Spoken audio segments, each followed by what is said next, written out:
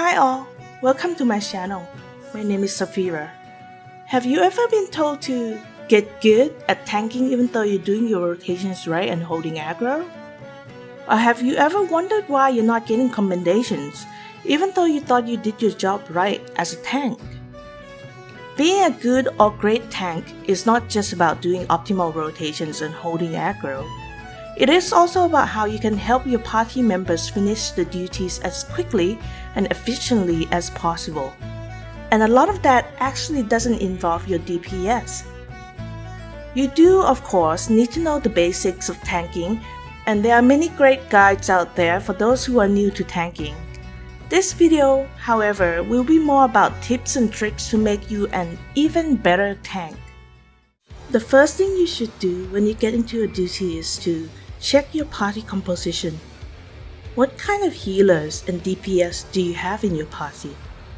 It can be useful to know what kind of healing, AoEs, and utilities you can expect from your party members.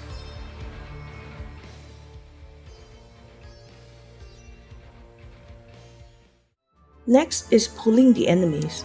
Whether you do big pulls or small pulls is up to your comfort level and how capable your party is. You need to be able to judge if your party is able to handle big pulls or not and adjust accordingly. Doing big pulls and causing wipe after wipe is just a waste of everyone's time. When you pull, grab the attention of the whole pack as soon as possible. This means that on top of your range and AoE attacks, you can utilize Provoke, which is an OGCD, or other OGCDs to reduce the number of GCDs, in other words, the amount of time you need to grab a pack. For example, you can use a range attack, Provoke, and then another range attack. Sprint is also very useful when you do big pulls. Depending on the DPS of your party, you could potentially sprint between every big pull. Make sure to sprint before you attract the attention of the enemies, as you get 20 seconds of sprint as opposed to 10 seconds when you are already engaged in battle. A good awareness of your surroundings also makes a good tank. It is important to know whether you've picked up all the mobs or if you've lost aggro on some of them. If you can pick them up again ASAP, then do. But if you can't, that is also okay. You can wait until you've got most of the mob together to grab the stragglers. Your party members won't die unless you somehow lose the aggro of the whole pack of mobs. In normal difficulty trials and raids, the off tank or the second tank known as OT or ST should rarely have to put up their tank stance, but you should always be ready to turn on your tank stance and use Provoke to immediately take the boss's attention off your party members if the main tank dies. Knowing how and when to use mitigations is also another quality of a good tank. You should already know how to spread out your personal mitigations and to not use them all at once. Warrior, Dark Knight, and Gunbreaker can also use their party mitigations to reduce damage when they are doing big pulls. Paladin can use Hollow Ground to become invulnerable to all damage for 6 seconds.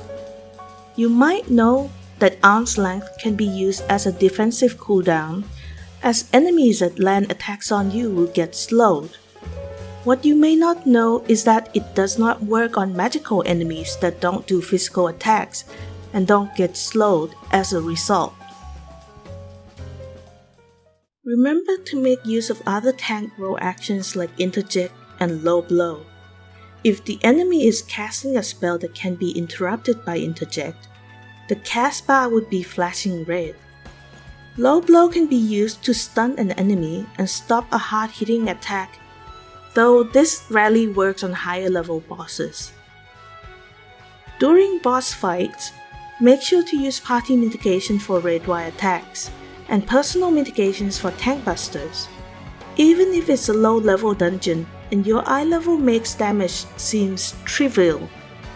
Less healing means more DPS from the healer, which then means faster runs. Another thing that is important for a tank to keep in mind is the positioning of mobs and bosses. In a dungeon situation, there are several things to be aware of when you group mobs. You should be keeping them in as tight a grouping as possible. This can be difficult when you run into ranged or magical enemies, as they will not move to you. This can result in you burning down a group of mobs at close range without noticing the casters that are off to the side that you then have to kill later. There are two ways you can deal with this. The first is to make sure to bring the whole group of mobs to the ranged enemy so that your party can get all of them. The second way is to make use of line of sight or LOS. LOS means that you need to be able to see the target in order to cast a spell on it. The same is true for enemies. You can make use of corners, walls, or objects to draw ranged mobs to you. The next thing to keep in mind is your party AoEs. Are the mobs grouped close enough that DPS AoE can hit all of them? Are you staying inside the healer's AoEs while dodging the ones from the mobs? If the answer to both questions are no, the rest of your party are definitely not going to be happy. When it comes to positioning the boss, it is generally a good idea to tank the boss around the center of the arena and facing north, especially when it's a raid or a trial. Every melee DPS positional start on the third GCD. That means you have about 2 GCDs time to position the boss. However, if the boss is moving and turning around a lot, what you want is to keep the boss's hitbox turning as little as possible. Keep in mind that it can move back into position right after a telegraphed AoE disappears, and you won't get hit.